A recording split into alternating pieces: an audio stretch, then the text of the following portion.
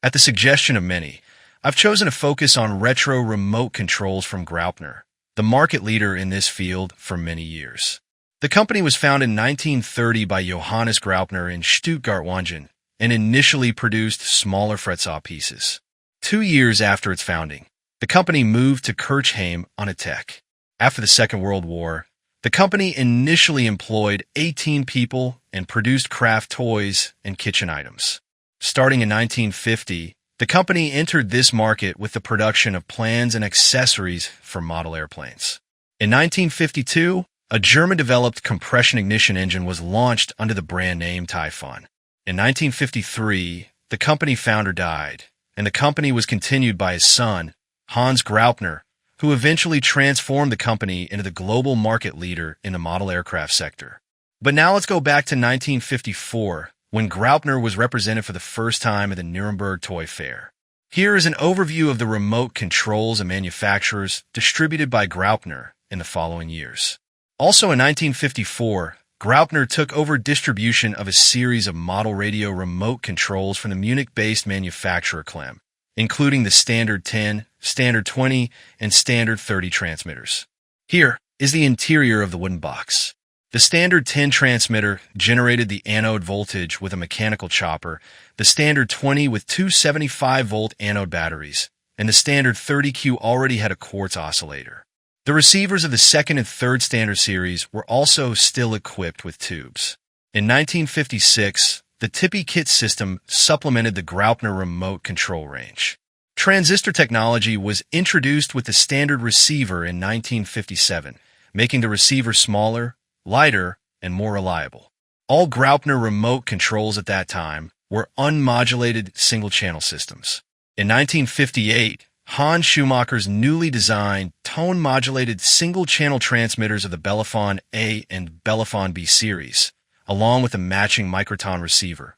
In 1960, Graupner's tube operation, which was very unfavorable for radio control systems, ended with the first tubeless radio control systems on the market. The 3- and 10-channel systems of the Graupner Bellaphon Polyton series were equipped entirely with transistors. Here's a look inside the Bellaphon 10 transmitter. The Bellamatic and Unimatic steering motors were developed specifically for this purpose by Schumacher. Hans Schumacher, in addition to electronic components, was also responsible for legendary model aircraft, such as the HS-91 Clue at Graupner. In 1962, the new company building was built in Kirchheim, marking another milestone with the collaboration with Graupner Grundig. The first system was the Variophon and Varioton system. To save development costs, the case of the Moto Boy, a very popular transistor radio at the time, was used. The transmitters were available in 4, 8, or 10-channel versions. Later, a 2- or 4-channel pocket transmitter was added. The receiving system consisted of the receiver, red, to which the corresponding switching stages were connected. Here, a commuter receiver with all 5 switching stages, each color-coded, and here, an S receiver with the switching stages for channels 1 and 2, green, and channels 3 and 4, yellow. The subsequent S series allowed the parallel operation of multiple systems using plug-in crystals. The S receiver was twice as deep as the commuter receiver, as can be clearly seen. The most popular servos for these systems were the self-neutralizing Bellamatic 2, or the Variomatic. The non-neutralizing Servo-Automatic 2 was available for the engine throttle. The photo shows a typical system as installed in a model aircraft, consisting of the receiver, red, switching stages, green and yellow, and the Bellamatic 2 and Servo-Automatic 2, engine throttle servos. For trimming the elevator, there is no trim option yet. As with later proportional systems, there was the Trimomatic, a servo that was installed between the elevator linkage and changed the neutral point of the rudder via a spindle. This series of systems definitively established Graupner as the market leader. In 1966, Graupner, again in collaboration with Grundig, introduced the Graupner Grundig TX RX14. This was the first system on the market to operate proportionally. The system did not yet have an IC, but was equipped with a total of 30 transistors and 61 diodes and was soldered and manufactured by hand. The purchase price was astronomical for the time, The transmitter cost $865, the basic receiver unit 592 dm, the 6-channel expansion unit 108 dm, and each servo 128 dm. The weight, price, and alleged unreliability prevented this product from becoming widely available. In 1968, the TX-RX-14 system was replaced by the significantly cheaper Varioprop. The transmitter was available in 6 and 10-channel versions. The system was designed like the Variophon and Varioton system, with a receiver and connected servo modules. The internals were very clear and tidy, which can be clearly seen in this picture. The control stick bearing gates also made a very solid impression. The electronics were built into the servo modules that were connected to the receiver for each servo, so the servos contained no electronics other than the mechanical components and were therefore inexpensive. Another advantage I noticed at the time, many competitors used special servo mounts for their servos, which resulted in more weight and larger dimensions. This was ingeniously solved with the Varioprop servos by using 2 screws through the housing. 1969. The Varioprop 6 transmitter, a small, inexpensive device, came onto the market in 1969. Its functionality was similar to that of its big brother, the Varioprop 10 transmitter. The 2-stick assemblies could be rotated 90 degrees in either direction without soldering to accommodate specific control preferences. In the same year, Graupner launched a small rotary servo. Control was via a rotating rudder arm. This meant that the transmission to the rudder blade was no longer linear, following the control stick, but decreased with increasing stick travel.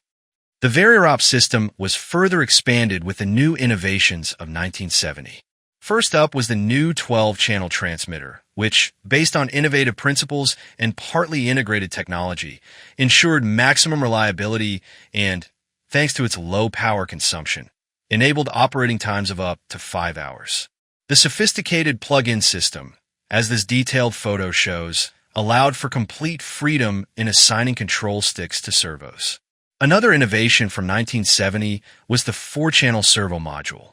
With the same dimensions as the 2-channel module, this one contained the integrated electronics for connecting 2 Varioprop rudder motors. As part of technical advancements, the Mini Superhet Basic module was created in 1971. With the 8-channel module, the receiver system was further reduced in size. Furthermore, the remote control program was expanded to include a switching module and switching servo. The picture shows a Mini Superhet with a connected 4-channel module and a 2-channel switching module. The special feature of the design was the use of a separate power source for the switching servo. It was specifically designed for operating large loads, such as operating retractable landing gear.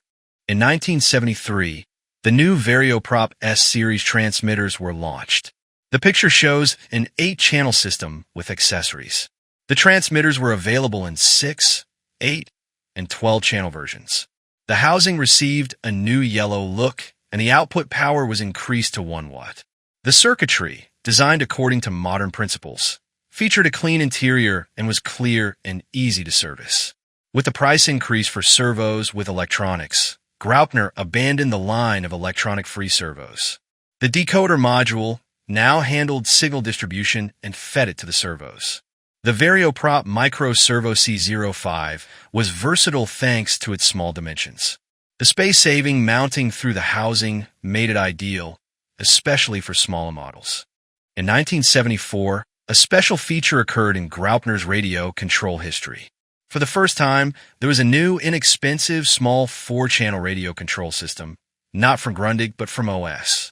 The transmitter had a control stick for left and right, and another on the left side. The circuit diagram shows how simple the transmitter's electronic design was. 1976. With this Varioprop FM series, Grundig introduced frequency modulation. The pulse section was largely taken from the Varioprop 8S. The RF section had a 3-stage design. The circuit diagram clearly shows the complex, yet clear circuitry of the 14S FM transmitter. In 1978, Graupner first presented the further development of the 14S system under the name Varioprop T14. In this series, the frequency determining stages were combined in modules. The frequency range could be selected by simply swapping the transmitter and receiver RF modules. Four different configurations of the basic transmitter unit were available at the time: T14, T14 Expert, T14 Pro Mix, T14 Pro Mix Expert. The receivers in the micromodel series were also modular and consisted of a basic module and the corresponding RF plug-in module. Starting in 1983, Grundig's production became too expensive, so they began a collaboration with JR, which led to many further innovations. Starting in 2009, Graupner launched the Hott transmitter technology with the introduction of the first transmitters using 2.4 GHz technology. But perhaps we'll discuss the exact development after 1983 in a follow-up video. For now, thank you very much for your attention and see you soon. If you enjoyed my video, I would appreciate a like or subscription.